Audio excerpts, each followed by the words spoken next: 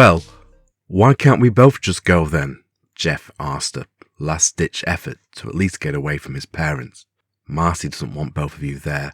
She says the two of you are too rambunctious, and frankly we agree, Sheila answered. And so it was. Lou was shuttled off to his aunt's place in Abita Springs, Louisiana, somewhere even smaller and duller than Mandeville, if one can believe that. Jeff watched his brother leave, then walked back to his bedroom. He felt that rage. However, it began to feel almost pleasant to him. He couldn't explain it. He was furious at this turn of events. His parents had turned their backs on their own children. However, through it all, these new feelings he was experiencing weren't all that terrible. This anger, for example, he could almost taste it. It felt thick, sweet syrup stirring around in him. Of course, he knew the extra ingredient that would complete the flavour. That satisfying joy he'd felt when he had Randy and his friends on the ropes the day prior. That mixed perfectly with the anger to create some intoxicating product that Jeff almost craved now.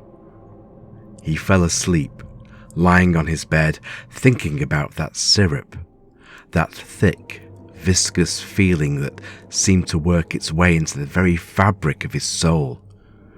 He wanted it.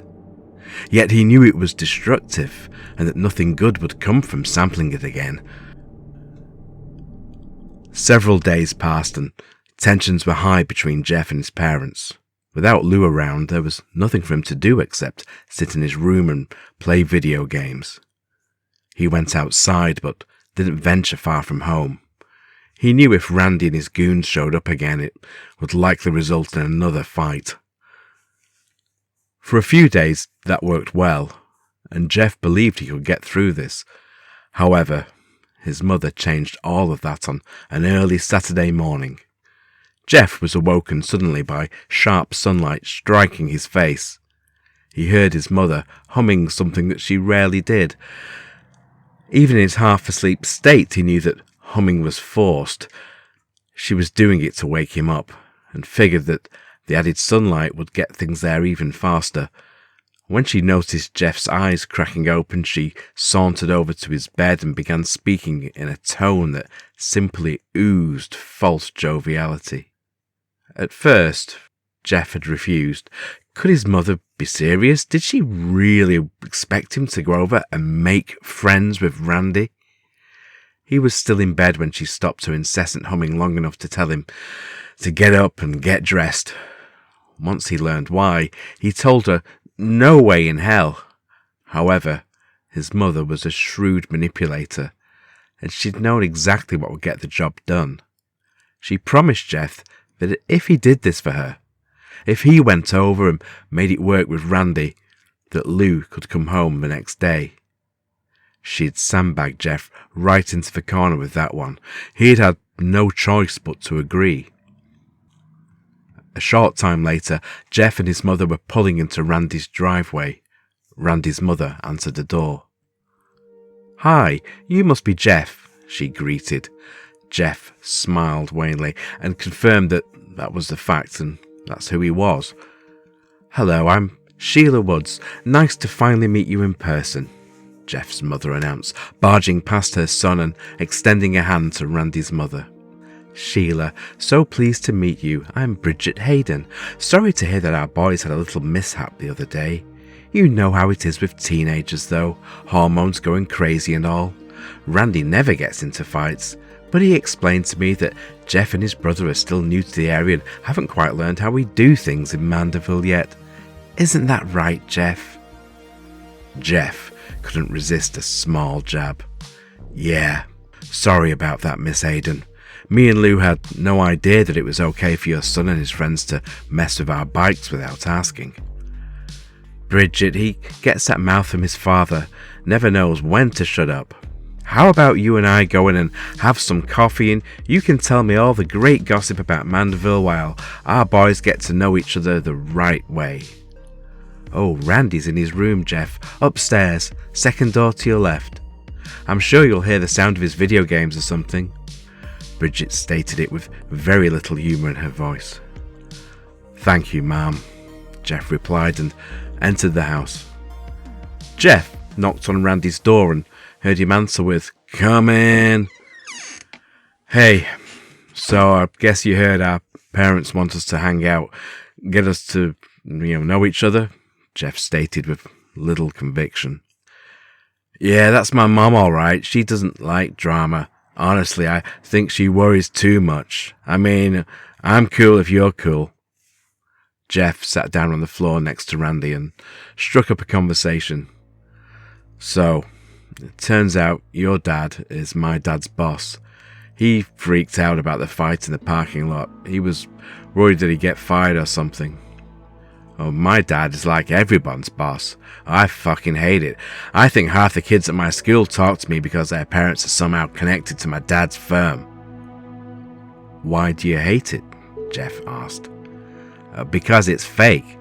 This whole damn town is fake. You'll figure it out as you go, but trust me, everyone who lives here is just trying to pretend there's something else. My parents make me do all this shit, all the trophies and stuff, just so they can brag. That's it." Jeff smiled. "I know how you feel. My dad had me in a boxing class a year ago because some co-worker of his had a brother that worked at that place or something, and as soon as the guy quit, though, I was out of that gym the next week." "I wish it was that easy," Randy responded. "I hate playing baseball, but my dad, he'll have me out again next summer and the summer afterwards. It's like he knows I hate it, but he wants to make sure I'm out there with his stupid company name on the back of my jersey." "Randy, why did you and your friends fuck with our bikes the other day?" "I told you this town is fake and boring as shit. There is nothing to do here. We have to find stuff to do. I mean, there's only so many times you can go hang out at the video store or ride the dirt paths in the woods. All the girls here are stuck up. All the stores close early. There's no mall, and the movie theater's on the other side of town. We were just bored, man. I'm sorry for it, I guess." "Oh, it's cool," Jeff replied. "I guess I'm sorry for it too. Things went too far." "Oh, you mean the fight?" Randy asked. "That shit was actually cool. Those guys, Keith and Troy, they just leech on because of my dad. It's like I told you, I'm pretty sure their parents make them hang out with me." The afternoon went on, and Jeff soon forgot this was a mandatory arrangement. He actually started to find himself liking Randy. Sure, their first encounter was a little sketchy, but he was coming round to the guy, finding that he wasn't so bad once his idiot friends were removed from the equation. About an hour later, things took a new turn. Jeff heard the twin pops of 2 car doors shutting in near unison, and then the sound of an engine starting up. He dropped the game controller and peered out of Randy's bedroom window, just in time to see his mother and Randy's mother backing out of the driveway. "Our parents are leaving," Jeff said. About time. I figured my mum would eventually talk your mum into going shopping or getting coffee or something like that." Jeff heard Randy pause the game. "Hey Jeff, come downstairs. I want to show you some cool stuff," Randy invited, and Jeff followed. Randy led Jeff out to the garage. It was hot in there where the main door was shut, but it was well kept. Jeff observed stacks of magazines underneath a workbench, as well as tools and a variety of other utility items stacked all around. Standing in the small, closed-in garage with the late summer heat lingering about, Jeff began to feel a bit uneasy. Despite the fact that he and Randy had seemed to bond over the last few hours, Jeff couldn't ignore a sense that things were different now the adults were gone. "What did you want to show me?" Jeff asked. "Hold on, let me get it," Randy replied, moving the magazines out to reveal a small red box. Jeff watched as Randy removed the box and opened it. "Check it out. It's my dad's flare gun," Randy announced, and waved the red tubular gun about. "Whoa, hey, be careful with that," Jeff shouted, more out of shock than real concern. "It's fine, dude. Don't be a pussy. It's not even loaded," Randy said. However, Jeff watched as he fished out a flare from a back compartment. Randy then continued to fiddle with the gun, popping it open and loading it. "Now it's loaded," he announced. "My dad showed me how to use this last year when we went out boating. Sometimes I take it out the back and shoot flares at the trees, but maybe this time I don't need a tree." The change in Randy's voice and demeanor was impossible to ignore. "Okay, well, yeah, cool gun. Let's get back in the house, though. It's hot in here, plus I'm getting hungry. What do you have to eat?" However, as Jeff turned to walk through the small door leading back into the house, his path was suddenly blocked by two more familiar faces. "Where are you going, Jeffy?" the fat kid Troy blurted out as he and Keith stepped forward into the garage. "Took you two assholes long enough to get here. I've had to babysit this fucker all day," Randy shouted, a wicked joy present in his words. "Sorry, Randy. Keith here had to mow his front lawn before his parents would let him out," Troy said in a sheepish tone to his voice. "It's cool. We're here now," Keith said. "What the fuck is going on?" Jeff asked, staring at Randy. He noticed that he still had the flare gun in his hands. "I'll tell you what's going on, Jeff. You owe Keith and Troy an apology for what you did. You sucker punched them and then ran away. You didn't even have the balls to fight them fair. So now you're going to pay them what you owe." "I'm not going to fight you, okay? I'm done with that shit," Jeff replied as he glanced about the room for an exit.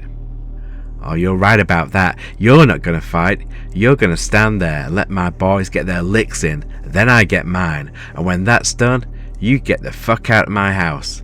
I'll tell my mum that you got sick and walked home. After that, if you see us again, you better walk the other way." "I'm not going to stand here and get hit by you or your friends, so just let me go home. How about that? I'll tell my mum that we're cool and everyone wins, okay?" Jeff asked. Randy then raised a flare gun towards Jeff. "No, you stay, pussy. You stay and take your licks." Jeff felt that sensation once more.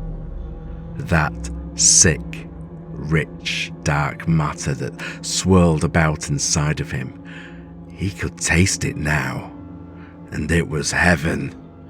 In his mind, he imagined himself diving into it, swimming in it, letting it swallow him whole.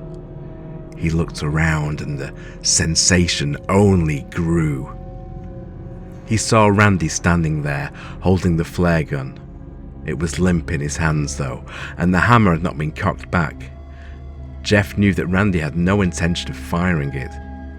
He looked over at Keith, skinny and pathetic, a kid born to follow, and Troy, fat and sweaty, breathing a bit heavy from his walk over. In the middle of it all was Jeff himself.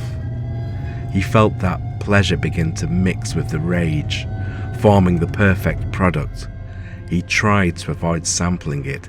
He knew that only regret would come from indulging. However, when it was placed so close, when the aroma and the promise of that sweet, savoury flavour was only inches away, Jeff found that he could no more stand against it than a ship in the ocean could stand against a typhoon. He began to smile. "Why are you smiling at me? You queer for me or something?" Randy asked, a slight nervous tinge in his voice. "Am I smiling, Randy?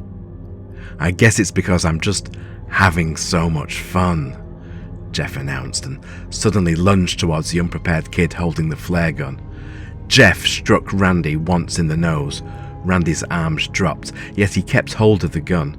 Jeff, without even needing to look, realised that Troy and Keith had actually taken a step back instead of advancing as they should have. He delivered another strong blow to Randy's jaw, causing the boy to drop to the floor. Jeff turned his attention to Troy and Keith, the two tough kids that had yet to make a move in his direction. Troy actually backed up a step and stumbled over the stack of magazines that Randy had moved earlier. Jeff took this opportunity and stepped forward, once again introducing Troy's round belly to his fist. The boy tried to stay on his feet, but Jeff's punches combined with his stumble over the magazines made him fall back. He landed hard, striking his head on the concrete slab that was the garage's floor. Keith was trying to back away. However, Jeff stood between him and the only exit to the garage, since the carport door was closed. Jeff took quick steps towards the skinny kid and felt the most intense joy at seeing Keith stagger backwards, knocking his back into the wall. That perfect blend of pleasure, control, and rage had come together. Jeff felt as though he was floating above the world. Somewhere in his mind he knew there would be hell to pay for this, but at that exact moment in time, he couldn't care less. He didn't care about Lou. He didn't care about being arrested, and he didn't care if his dad got fired. All he cared about in that fraction of time was hurting Keith. Keith tried to make a run for it, hoping to squeeze through the small gap between Jeff and the door. However, Jeff clipped him a hard right to his face, causing him to stagger back. Jeff could see that his knees were buckling and took full advantage. He moved in, pinning Keith to the wall, and began to deliver blow after blow to the skinny kid's stomach. Keith's eyes became as large as saucers. Once satisfied, Jeff stepped back and watched in demonic glee as Keith slowly slid down the wall, gasping for air. Randy got back to his feet, but seemed to have no idea what to do. "Are we done now, Randy? Are we good? Or do you and your friends need more?" Jeff mocked. "No more. We're cool." "How about you assholes?" Jeff asked. It was Randy's idea," Keith said weakly. "Yeah, man, we didn't even want to," Troy agreed. The debate may have continued, but the sound of a returning car broke the tension. "Oh shit, my mum is back," Randy shouted, his voice cracking in a humorous way. It seemed that the previous tough guy had all but shrunk back to a scared child. "Yeah, let's just say that we're all hanging out," Keith replied. "No, I mean the fucking flare gun. If she finds out that I messed with it, I'm screwed." "So put it back," Jeff suggested. That sensation of rage was fading again. He felt control returning. "Yeah, grab the magazines, please," Randy begged Jeff.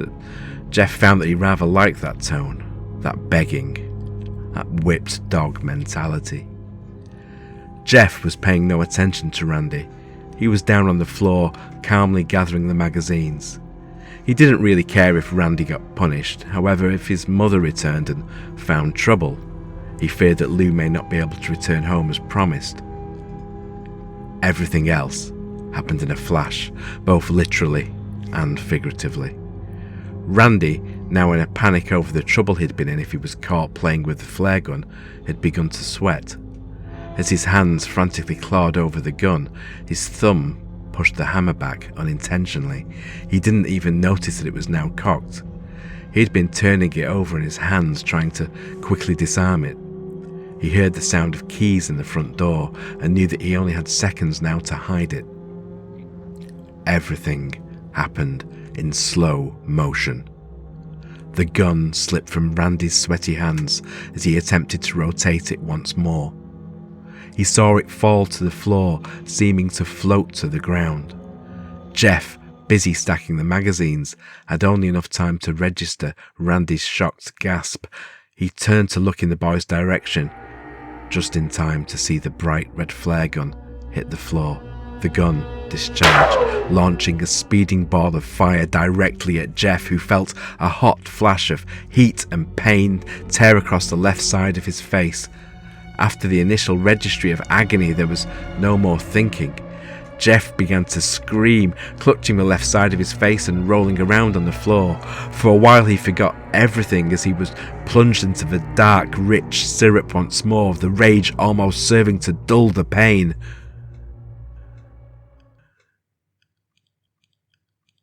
When he finally did come to a stable level of alertness, he realized that he was in a hospital room. Half of his face was bandaged, he knew that much. He wanted to open his eyes and speak, let his family know he was awake, but the drug still had a firm hold. He was awake, but not quite functioning. He could hear several familiar voices, though. "Is he going to be okay, Doctor?" Jeff's mother asked. "Yes, ma'am, your son will be fine. However, he has a lengthy road to recovery and will need your support. That flare that struck his face caused third-degree burns on his left side." "And how bad is the eye?" Jeff's father asked. "Hard to say at this point. He'll need to see an optometrist for further review, but the damage appears quite severe." "And his face? What about his face?" Jeff's mother asked, sounding deeply concerned.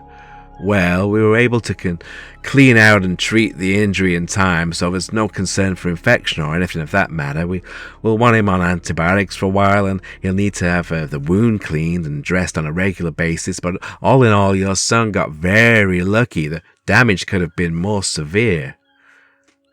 "Doctor," his mother began again, "what if there's permanent damage? What do we do about that?" "As I said, an optometrist will have to examine the eye." Sheila Woods interrupted the man, sounding more agitated than before. "You're not listening. Not the eye. His face. What do we do to correct his face?" she demanded to know. "Well, ma'am, we've treated his face. Like I said, there shouldn't be a risk of infection so long as you—" She cut him off again. "Not the infection, his appearance. What can we do for that?" "Miss Woods, that's hardly a concern at this point. Once he is healed and back on his feet, you can explore plastic surgery to repair some of the damage, but honestly right now, we can't waste concern on how he looks. What's important is that your son is healthy. He can expect to be back home in a few days, maybe sooner." Jeff's dad spoke again. "Okay, thank you, Doctor. Can we have some time alone, please? My wife and I need to speak." "Certainly," the doctor replied. "Lou, why don't you go down to a hospital cafeteria and get yourself a snack?" Matt Woods suggested. "But I want to be here in case Jeff wakes up," Lou replied. "Lou, they told us that Jeff is heavily medicated. They don't expect him to wake up anytime soon. Go, and if he doesn't come around, we'll have you paged," Matt replied. Jeff heard the door open and close as Lou exited. His parents both let out a long, shaky sigh. Jeff was starting to believe it was not one of relief, but rather of stress. "We're gonna have to homeschool him now. That's just what it's gonna have to be. We're gonna have to keep him home." He heard his mother's rant, her voice sounding frantic. "What? I mean, he probably won't be able to start school right on time, but I doubt he'll miss a whole year," his father responded, trying to maintain a calmer voice. "I'm not talking about that, Matt. I'm not worried about him missing a week or two of school. I mean his face. You heard what the doctor said. His face is going to be disfigured," Sheila argued back. "We don't even know the full extent of the damage yet, Sheila. It could be minor. It could possibly heal. And you heard what the doctor said. Plastic surgery could be an option in time." "In time? What kind of time? A year? 2 years? What about in the meantime? People are going to see him. They're going to talk. Is that what you want? He's going to be a pariah. You think anyone's going to want to have him around their kids?" Jeff was hearing all of this, just letting it soak in, slowly. As his mind absorbed the words, he felt that rage return. Sick, rich, dark. That syrup of raw primal emotion.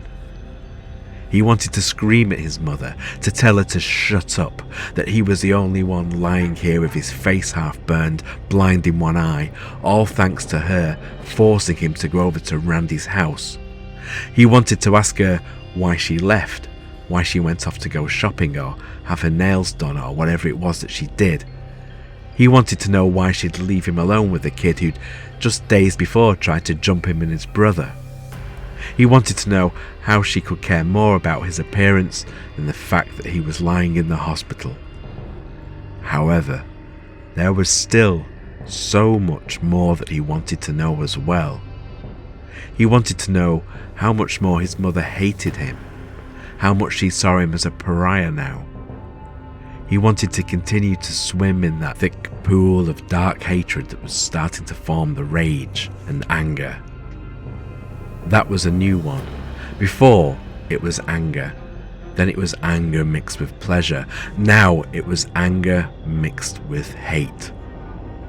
While he longed to be free of it, knowing that he most certainly preferred the false sense of love and concern he'd believed he'd heard from her before, he also wanted to test it out a bit more. He began to wonder how well would this new recipe blend with pleasure? How would it feel? Matt Woods began to speak again. I just can't believe he shot himself in the face with a flare gun. I always thought Jeff was more responsible than that. Don't even get me started on that, Sheila replied. I couldn't believe it when Randy and his friends explained to the medics and police how it all happened.